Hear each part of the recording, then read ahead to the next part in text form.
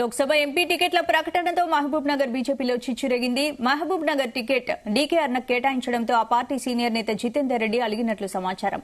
ఆయన గతంలోనే తన అసంతృప్తిని వెళ్లగక్కిన సందర్భాలున్నాయి. ఎంపీ టికెట్ తనకు రాకపోవడంతో జితేందర్ రెడ్డి అనుచరులతో సమావేశమైనట్లు తెలుస్తోంది.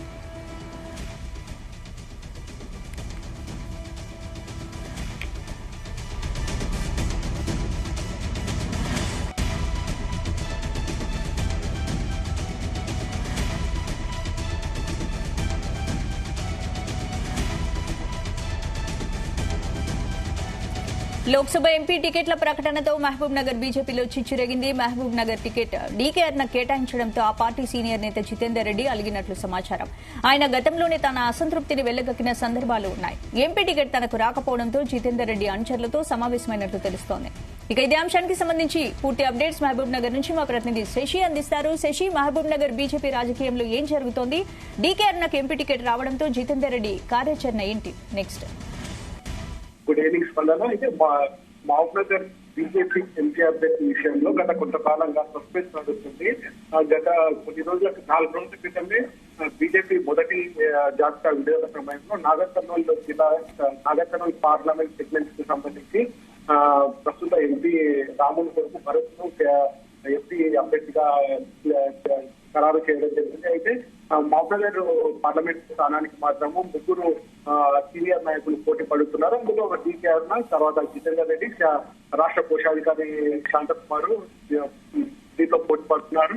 అయితే గత కొంతకాలంగా ఈ ముగ్గురు మధ్య కోల్డ్ వార్ నడుస్తుంది.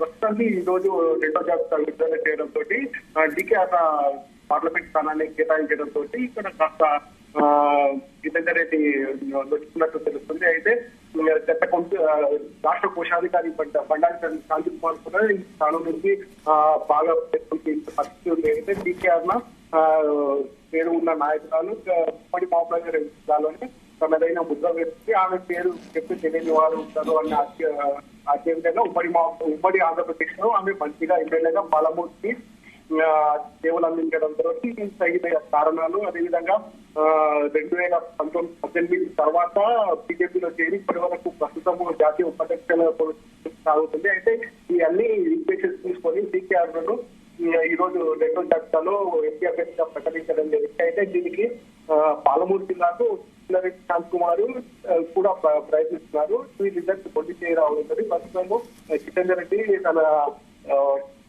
పక్కన ఉన్న క్యాడర్ సమావేశం కావడం జరిగింది. అదేవిధంగా బీజేపీ కేంద్ర నాయకులు ఉన్నారు, వారి మీద చేయడం జరుగుతుంది. నాకు ప్రస్తుతానికి సరే కన్ఫామ్ కాలేదు.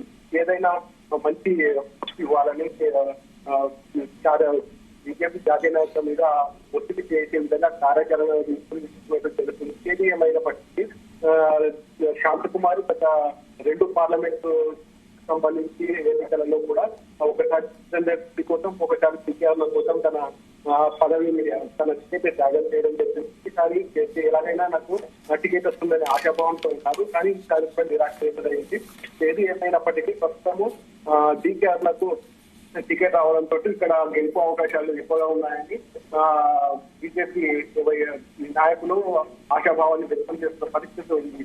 అదేవిధంగా జితేందర్ రెడ్డికి గత అసెంబ్లీ ఎన్నికల్లో కూడా జితేందర్ రెడ్డి తన ఇంటికి మహబూబ్నగర్ అసెంబ్లీ స్థానానికి క్యాండిడేట్ గా నిర్వహించడం జరిగింది. అయితే బీజేపీ సంబంధించిన వరకు ఒకే కుటుంబం నుంచి ఇద్దరికి టికెట్లు ఇవ్వాలన్నది ఒకటి వ్యక్తిలో ఉంది. ఈ కారణం కిందనే జితేందర్ రెడ్డి కూడా టికెట్ రాలేదు అన్న ఊహాగానాలు కూడా వ్యక్తమవుతున్న పరిస్థితి ఉంది.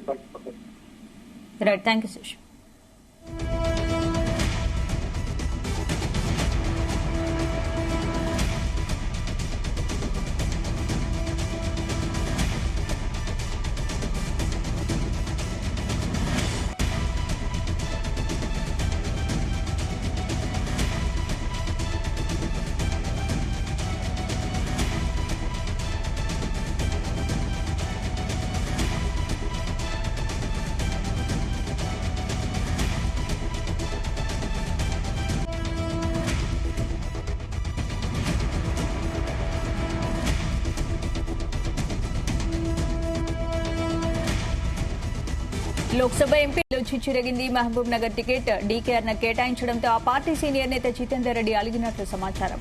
ఆయన గతంలోనే తన అసంతృప్తిని వెళ్లకక్కిన సందర్భాలు ఉన్నాయి. ఎంపీ టికెట్ తనకు రాకపోవడంతో జితేందర్ రెడ్డి అనుచరులతో సమావేశమైనట్లు తెలుస్తోంది.